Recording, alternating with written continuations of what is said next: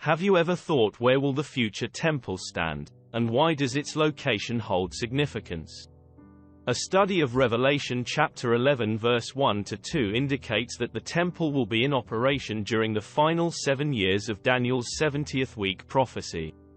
In Daniel chapter 9 verse 27, sacrifices will cease midway through.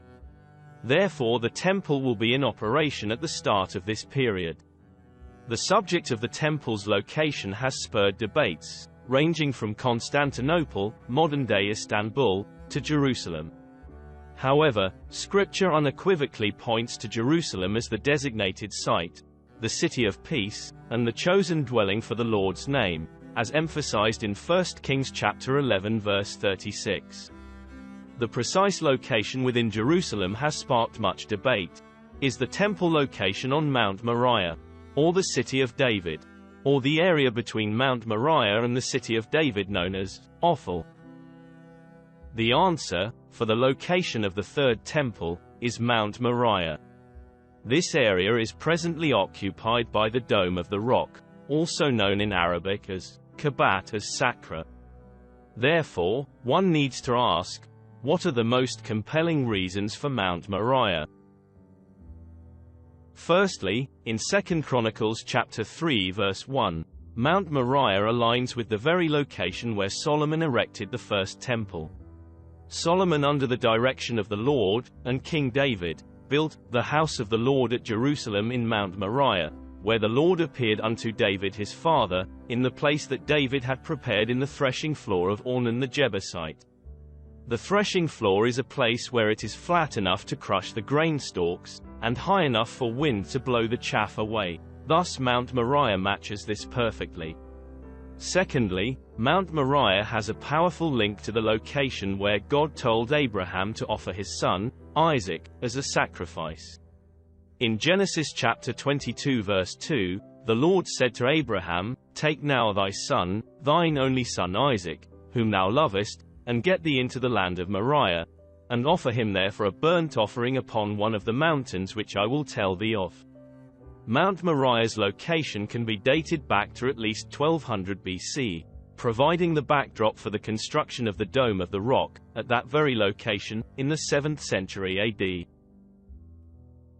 Thirdly, after the Babylonian destruction of the first temple, the construction of the second temple is at the exact same place.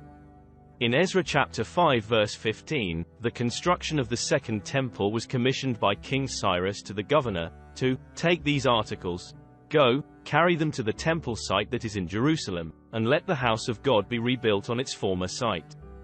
Its former site is the same site as the first temple.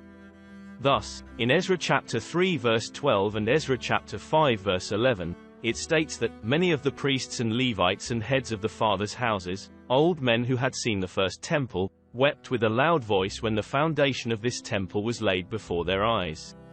We are the servants of the God of heaven and earth, and we are rebuilding the temple that was built many years ago, which a great king of Israel built and completed.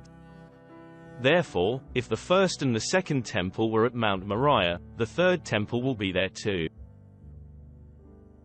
How can we be certain that the second temple is the same as the present location of the Dome of the Rock? There are two compelling reasons. Number 1. Herod's renovation and expansion matches the topography of today's Mount Mariah. Herod did not relocate the second temple, but was responsible for the renovations and its expansion. The topography of the temple's dimensions seamlessly match with the current site of the Dome of the Rock. Number 2. Verified by archaeology. There is consensus among archaeologists that Herod's temple and Mount Mariah are the same place. Here are a few examples. Excavations done over the years have unveiled a segment of Herod's retaining wall. This wall was for the outer temple court on the western side. Over the years, many have built on this retaining wall, which is now known as the Wailing Wall. Another significant discovery near the southwest corner of Herod's temple court revealed a large stone with a Hebrew inscription, translated, trumpeting place. This is where the trumpet would have sounded for the start and end of the Sabbath. Another excavation revealed ritual baths, known as mikveh, which are located on the south side. These served as a prerequisite cleansing ritual before entering the temple court.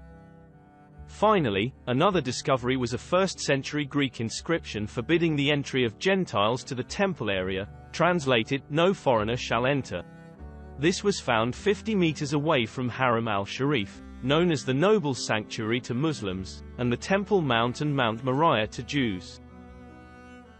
A side note: despite extensive excavations in the city of David, located in the southern part of Jerusalem, there have not been any discoveries of temple structures.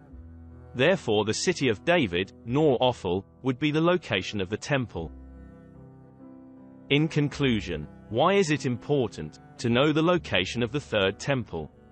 When we see an agreement made by leaders to use the location of the Dome of the Rock to rebuild the third temple, then we know that the end is very close. Once the temple is complete, and in operation, then the final week prophesied by Daniel and John the Apostle will start. This is when the wrath of God is about to be poured out on the world for 7 years. Yeshua will then return to reign for 1,000 years. Therefore, be ready, for Yeshua is coming back very soon. Don't forget to subscribe.